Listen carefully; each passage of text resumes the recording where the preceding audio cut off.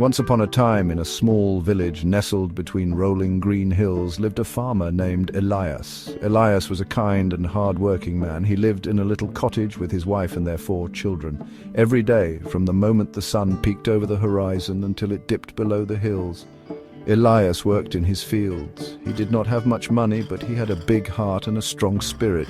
His family was poor, and sometimes their bellies would rumble with hunger, but they always had love for one another.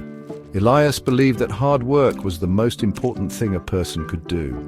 He taught his children to be kind and to always try their best.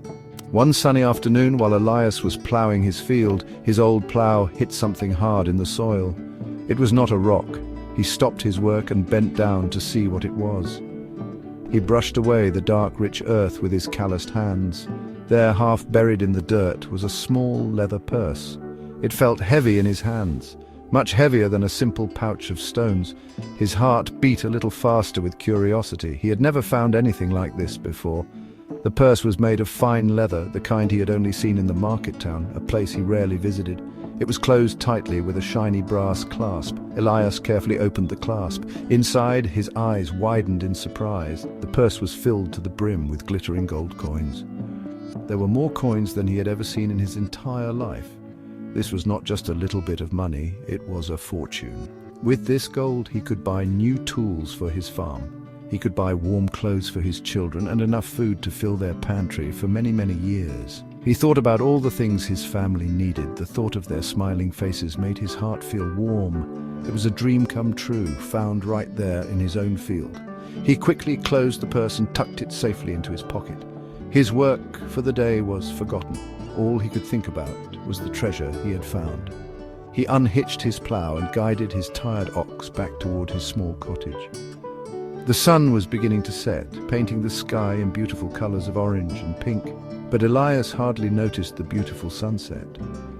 His mind was racing with thoughts of the gold coins. He walked faster than usual, eager to get home and share the incredible news with his wife. He wondered what she would say. He wondered what they should do. This was a very big discovery. When Elias arrived home, his wife, Elara, was preparing a simple dinner of soup and bread. She saw the excited look on his face and knew something unusual had happened. "What is it, my dear?" she asked, her voice filled with concern. Without saying a word, Elias pulled the heavy purse from his pocket and placed it on the wooden table.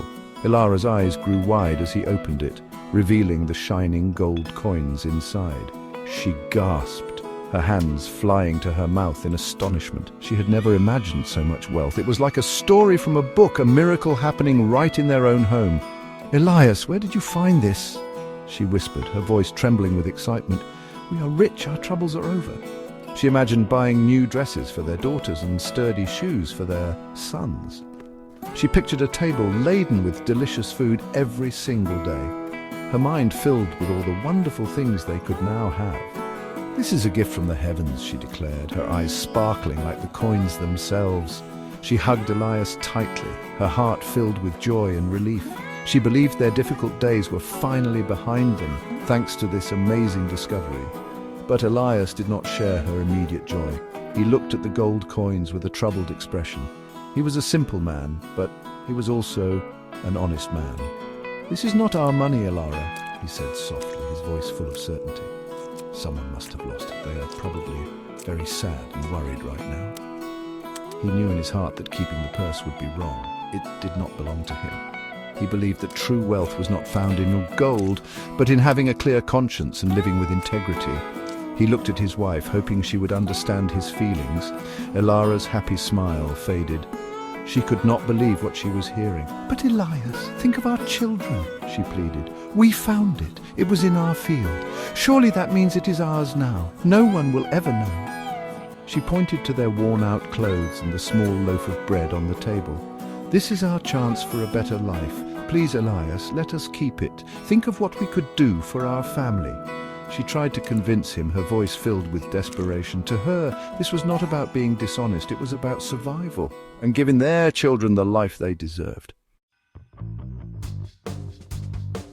Elias listened to his wife's words and his heart ached for her. He understood why she felt this way. He also wanted a better life for their family. But he knew that a life built on someone else's loss would not be a happy one. "Elara," he said gently, taking her hands in his.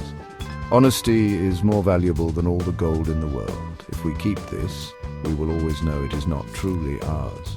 The food will not taste as sweet, and our sleep will not be peaceful. I must find the person who lost this purse. It is the only right thing to do." His decision was firm. He would not change his mind. The next morning, Elias woke up before the sun. He put the heavy purse in a sack and prepared for a long journey. He told his wife that he was going to the market town to ask around. Elara was still unhappy, but she saw the determination in her husband's eyes and said nothing more. Elias walked for hours, his feet growing tired on the dusty road.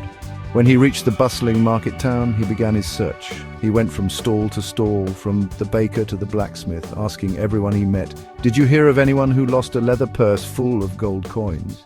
Many people just shook their heads. Some laughed at him, thinking he was telling a silly story. "A purse full of gold? If I found that, I would not be asking questions," one man joked. But Elias did not give up. He continued his search all day, his hope never wavering. He described the purse carefully to everyone who would listen.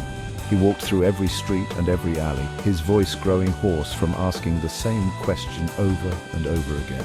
He was tired and hungry, but the thought of doing the right thing gave him strength to continue his quest. Finally, as the sun began to set, he spoke to an old innkeeper. The innkeeper's eyes lit up with recognition. "Yes," he exclaimed. "A wealthy merchant was staying here just yesterday. He was very upset. He said he lost his purse while riding his horse back from the city. He was heartbroken, not just for the money, but because it was a gift from his father." The innkeeper gave Elias directions to the merchant's grand house, which was just outside the town. Elias's heart filled with relief. He had finally found a lead. He thanked the innkeeper and set off at once. Elias arrived at a large, beautiful house, much bigger than any he had ever seen. A servant led him to a richly decorated room where a well-dressed merchant sat with a sad look on his face. When Elias presented the leather purse, the merchant's face transformed with joy and disbelief. "My purse!" he cried out, taking it with trembling hands. He opened it and saw that every single gold coin was still inside. He looked at Elias with immense gratitude. "You are an honest man. I had lost all hope of ever seeing this again.